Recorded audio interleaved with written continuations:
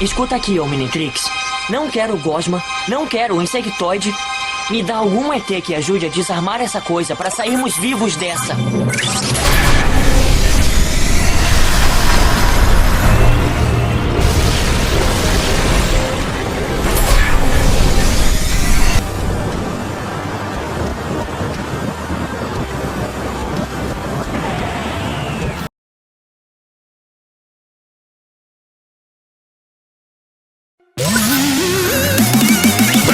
He's a kid and he wants to have fun, But when you need a superhero, he gets the job done. with a device that he wears on his arm. He can change his shape and save the world from harm. When trouble's taking place, He